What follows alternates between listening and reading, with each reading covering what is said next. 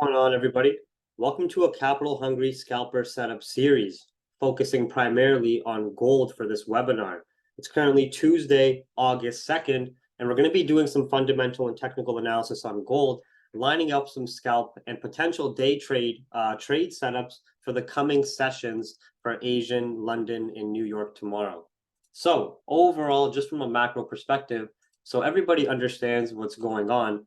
Gold on the higher time frames since March this year, ever since the Ukraine and Russia tensions were priced in and we peaked previous all-time highs at 2075s, started to shift into higher time frame bearish market structure as the Federal Reserve also started to turn into a more hawkish tone, signaling at rate hikes to come and obviously following through with their aggressive rate hike cycle.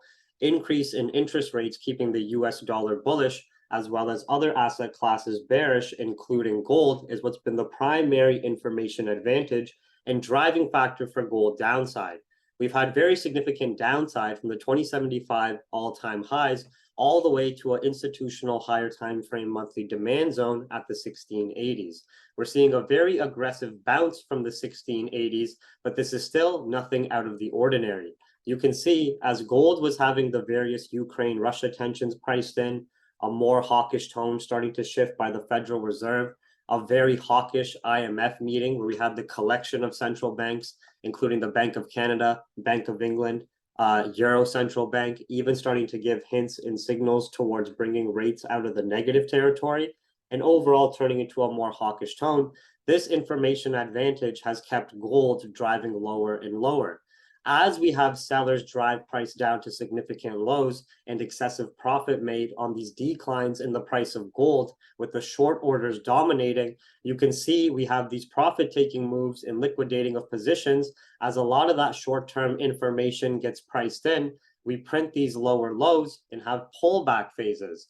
You can see here, after the Ukraine and Russia tensions were initially priced in, we didn't have any new fear events and catalysts brought to the table. As we printed these lower lows for a period of almost a month, we had an aggressive pullback phase that didn't correct the downside move and just ended up grabbing more sell side liquidity as we had a fundamental catalyst come into play of the April 22nd and 23rd hawkish IMF meetings.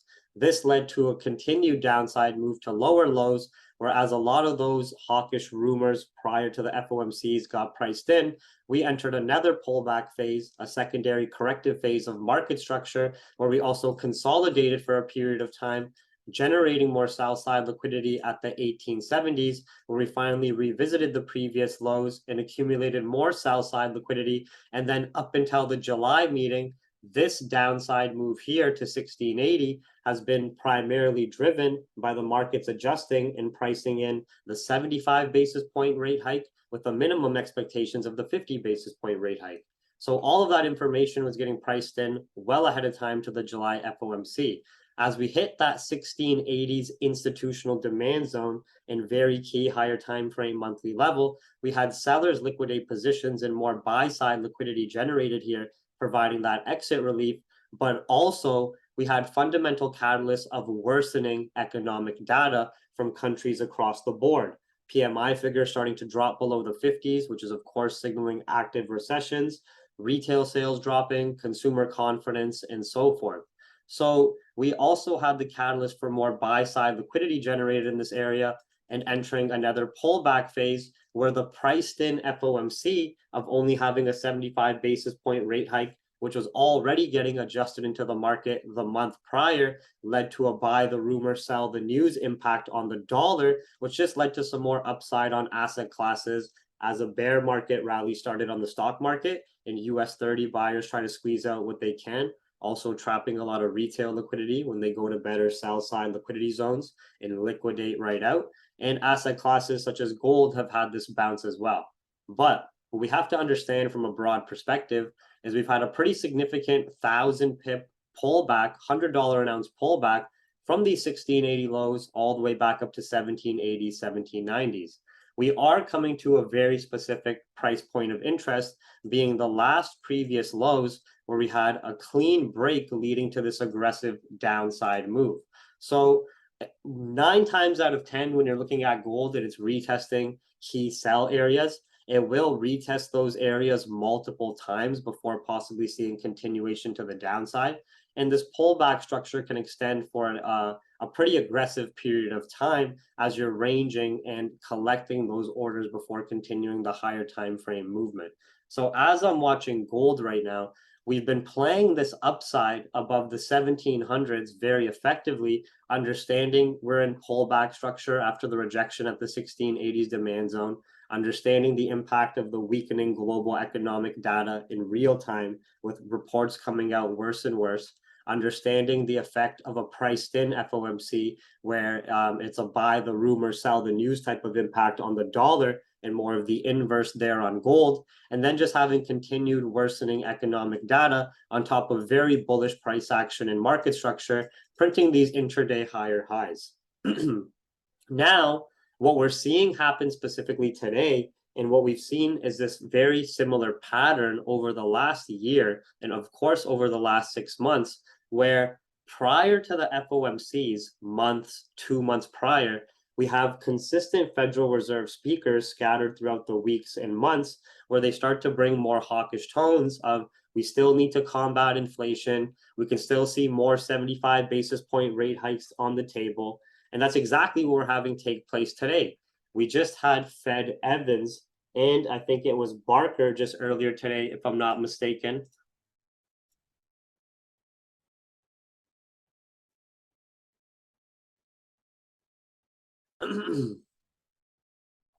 We just had Evans talking about another 75 basis point rate hike is on the table, minimum 50 basis point rate hike again.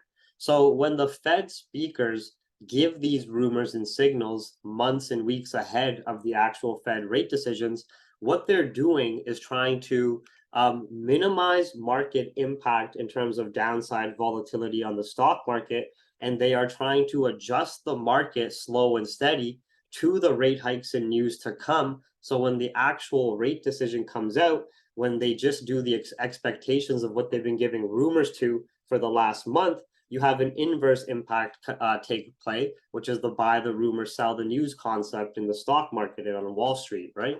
So anyways, we're already today well ahead of the next FOMC, starting to get some of the Fed speakers talking about 50 basis point hike being reasonable, even a 75 basis point rate hike again for the next FOMC is reasonable. And you can see towards the end of the day now, this led to a bit more aggressive dollar upside here. And we even saw gold specifically reject those previous lows at 1790s, nearing the 1800s. So it's very interesting. The same time we've had this pullback structure, the same time we're revisiting this very specific previous price point of interest in lower lows around the 1790s, we're starting to get some hawkish remarks from the Fed speakers of more rate hikes to come, bringing back dollar strength and starting to see buyers exit positions here from the 1790s. So what I'm trying to communicate here is if we have continued hawkish remark from Fed speakers over the next weeks, if we see dollar buyers come back into the scene, and if gold can't start trading above the 1790s, more specifically the 1800s, there is a lot of potential that, yes, we may consolidate and potentially range for a period of time, but we should be making our way back down, still continuing this higher time frame structure. So I just wanted to give everybody that quick lesson in understanding first, and we have to understand timeline-wise, when gold is in this pullback structure and before you see the sell side liquidity come back into play, this can last weeks, potentially even months when you're looking at your timeline. So we might not even see the excessive gold downside until like mid-August, right? But the only way I would really see us breaking above the 1800s and trading well above the 1800s is we would need a fundamental catalyst that has been stronger than the Federal Reserve, cartel of the currency, and other major central banks being in an aggressive rate hike cycle, right? That catalyst can potentially be if we actually start to see an invasion of Taiwan by China, because Russia-Ukraine information is priced in, inflation expectations are priced in, what's being actively priced in the market is adjusting to is, of course, the rate hike cycles and more rate hikes to come, and the detrimental impact that's going to have on economies in this current situation and state where the economy is already very vulnerable, right? So I think the only catalyst that can really see, in my opinion, gold trading above the 1800s and turning bullish on the higher time frames is new FUD Taiwan invaded by China on a physical front or heavy escalations. Obviously, we've seen a little bit of uncertainty, jingling and jangling, as Nancy Pelosi flies out to Taiwan just today and just recently landed and is spending the night there. And obviously, she is very anti-China with her recent comments regarding how they treat people, regarding how they treat Taiwan and view Taiwan, how they are a dictatorship, how they are a bully, and so forth. So she's obviously stirring the pots because she probably has her shorts ready in the stock market and is probably going to be loading up some short-term gold buys. But anyways, we haven't had any of those events unfold yet. So we cannot start to say that, oh, Taiwan invasion is starting, we're going to have gold going up. We have to have the actual facts. But that's the only way I could see gold trading well above the 1800s and actually turning bullish on the higher time frames, because Russia-Ukraine tensions are priced in, inflation being high is priced into the markets. A lot of the bad economic data, even in previous months, gets faded out as the macro sentiment and the main information advantage the market is adjusting to is the rate hike cycles by the central bank. Right?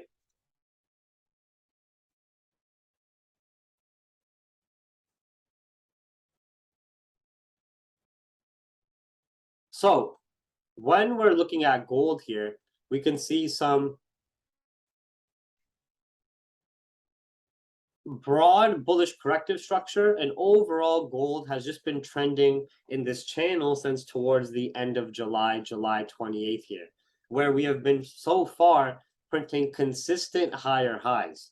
Now, even though we can potentially anticipate rejections from the 1790s and 1795s and turning bearish again, we don't have any information in terms of price action and market structure that we are having those events take place yet.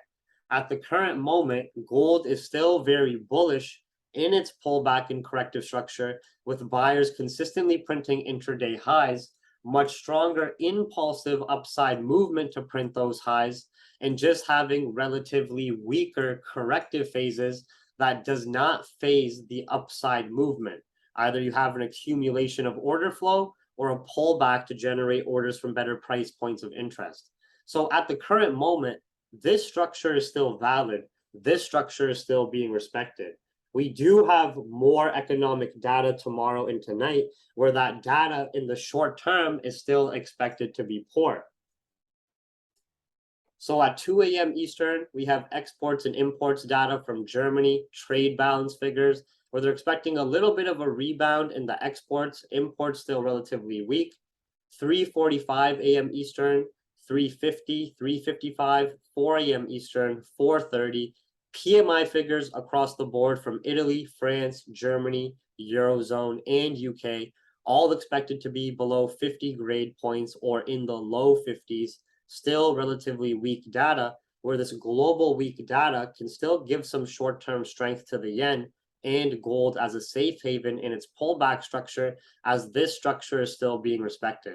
That lesson I was giving at the start is just so everybody understands the macro view, has that bird's eye view to stay objective, that once we do see the higher time frame sellers on gold come back into play from better institutional price points of interest, if we don't get any near-term escalations of the Taiwan situation, aka we don't have an actual invasion start, then we will need to be adaptive to that bearish and sell side bias as it comes into play. But in the short term right now, with the expectations of terrible manufacturing figures and PMI figures from the US tomorrow morning as well, retail sales dropping in the Eurozone, inflation still being relatively high, in the short term, we can still see, like I told you when we were zooming out, gold revisit the sell side liquidity zones multiple times. So we could see gold digging into the 1795s and 1800s here multiple times before possibly seeing any potential sell-off, which is very, very common in gold movement and behavior with the transactions that occur between buyers and sellers. So in the short term, we're still playing this pullback structure. We still have the expectations of worse data. We could still be squeezing into the 1800s multiple times, but we do want to be mindful and stay objective to the higher time frame structure and overall fundamental information advantage, because we have not seen any of these pullback phases extend into higher time frame buyers in control, as we haven't had a fundamental catalyst to validate that order flow shift. Okay, so with that being said, now in terms of some trade ideas and overall for scalping and day trading, if we still have the daily candle close as is, still fail to break below 1772s, I would still see some buys to the upside to print new intraday highs and still tap into the 1800s there, potentially looking for rejections in the 1800s, 1795s, 1800s.